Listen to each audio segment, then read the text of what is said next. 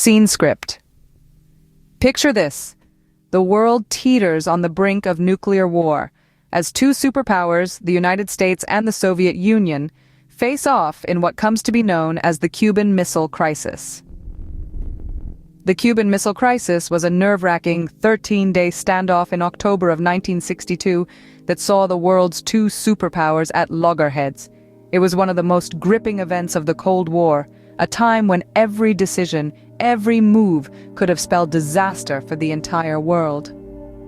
The crisis had its roots in the ongoing Cold War, a state of political and military tension between the United States and the Soviet Union.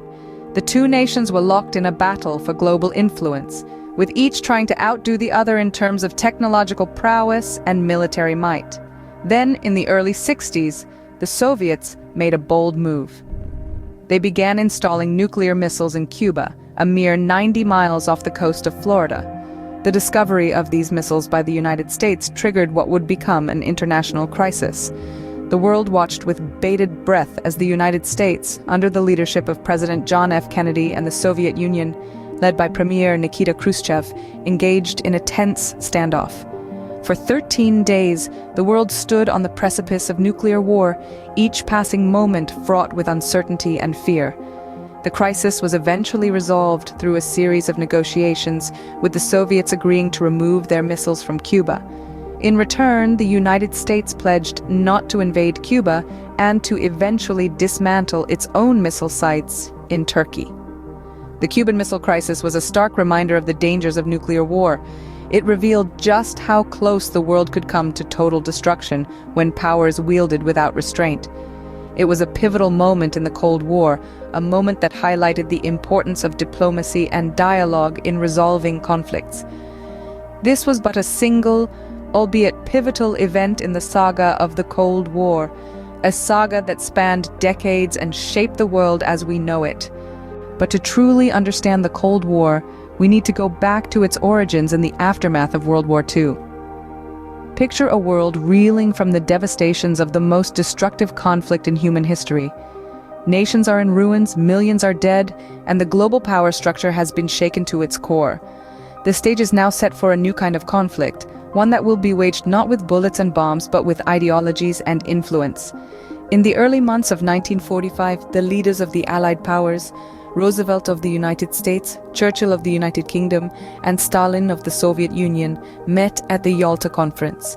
Their goal? To shape a post-war peace that represented a collective security order, but the seeds of discord were already being sown. Fast forward to later that year, and Germany is divided into 4 zones of occupation. The East falls under Soviet control, while the West is divided among the United States, the United Kingdom, and France. The division of Berlin, the German capital, into East and West becomes a potent symbol of the ideological rift between East and West, a rift that Winston Churchill famously describes as an iron curtain descending across the continent. Meanwhile, the United States and the Soviet Union, the two dominant global powers, begin a nuclear arms race, each striving to outdo the other in military might. Both nations view nuclear weapons as a deterrent, a means of preventing the other from launching an attack. But beneath the surface, the Cold War is about more than just military power. It's a clash of ideologies: capitalism versus communism, individualism versus collectivism, freedom versus state control. These opposing ideologies fuel the conflict, each side convinced that their way of life is superior and that the other poses an existential threat. These early events set the stage for a conflict that was waged not on battlefields, but in the realm of politics, economics, and ideology. As the Cold War progressed, the stakes only got higher and the tensions hotter. Let's take a look at some of the key events that stoked the flames of this escalating conflict. First off, we have the Korean War. This was a brutal conflict that erupted in the early 50s, fueled by the ideological divide between the communist North and the democratic South. The United States and the Soviet Union supported opposite sides, turning the Korean peninsula into a chessboard for their competing ideologies. Next, we move to Southeast Asia, where the Vietnam War was brewing. This was another stage where the two superpowers played out their rivalry. The United States backed the South Vietnamese government against the Communist North, which was supported by the Soviet Union. This war was long, costly, and deeply divisive, further stoking the fires of the Cold War. Then there was the space race. This was not a physical battle, but it was a contest of technological prowess and national pride. The United States and the Soviet Union were locked in a race to conquer the final frontier. Each successful launch and mission was a symbolic victory, a testament to the power and potential of each nation's ideology. And finally, we come to the Berlin Wall. This was not a battlefield, but a physical manifestation of the ideological divide. The wall split the city of Berlin in two, separating families and friends, and symbolized the division between East and West. Its construction heightened the tensions during the Cold War, making the ideological divide a literal one. These events were not isolated incidents. They were part of a larger narrative, a global struggle between two superpowers, each vying for dominance and influence. Even though no direct military conflict between the two superpowers occurred, these proxy wars and symbolic battles were very real and very deadly. But like all things, the Cold War too had to come to an end. As the 80s dawned, the winds of change began to blow through the corridors of power in Washington and Moscow. Two key figures were instrumental in this thawing of relations: Mikhail Gorbachev of the Soviet Union and Ronald Reagan of the United States. Gorbachev was a breath of fresh air in the stagnant political climate of the Soviet Union. He introduced two important policies: perestroika, or restructuring, and glasnost, or openness.